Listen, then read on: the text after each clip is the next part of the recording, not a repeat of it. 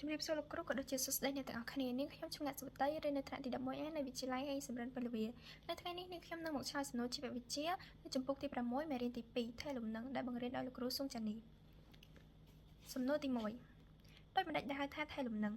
ដែលហៅថាថេរលំនឹងគឺជាការរក្សាមជ្ឈដ្ឋានខាងក្នុងសារពាង្គកាយឲ្យនៅនឹងមិនប្រែប្រួល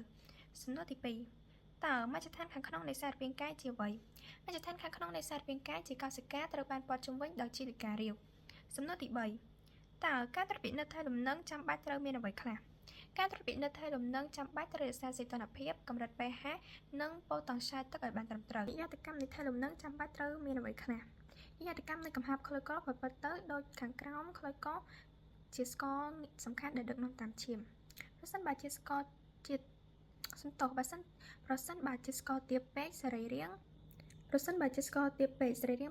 សខួរក្បាលនិងបេះដូងត្រូវបាត់បង់នៅប្រភពថាមពលដ៏សំខាន់របស់ពួកវាប្រសិនបើកម្រិតជាតិស្ករខ្ពស់ពេកវាបណ្ដាលឲ្យជាលិកាបាត់បង់ទឹកតាមអូស្មូសដូចនេះទឹកចាក់ចេញពីឈាមសំណួរទី 5 ចូលសង្ខេបពីថេរលំនឹងរបស់តម្រងនោមសំដៅតម្រងនោមតម្រងនោមគឺជាសរីរាង្គសំខាន់នៃថេរលំនឹងវាសម្រាប់សម្រួលបរិមាណទឹកនៅក្នុងឈាមដោយតម្រូវនៅបរិមាណទឹកនោម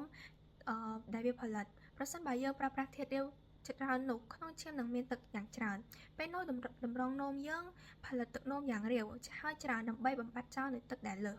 ប្រសិនបើរាងកាយប្រើប្រាស់ទឹកតិចតម្រងនោមនឹងផលិតទឹកបរិមាណនោមតិចតួចជាមួយនឹងកំហាប់ខ្ពស់សំណួរទី 6 តើស្បែកមានប៉ុន្មានផ្នែកអ្វីខ្លះស្បែកមាន2ផ្នែកគឺផ្នែកក្រៅស្ដើងជា epiderm និងផ្នែកខាងក្នុងក្រាស់ជា derm ជាចុងក្រោយនេះខ្ញុំសូមអរគុណទៅដល់អ្នកទាំងអស់គ្នាដែលបានចំណាយពេលស្ដាប់ការសូត្រមេរៀនរបស់នាងខ្ញុំហើយបើសិនជាមានកំហុសខុសឆ្គងនៅត្រង់ណាក្តីសូមមេត្តាខន្តីអភ័យទោសដោយសេចក្តីអនុគ្រោះសូមអរគុណ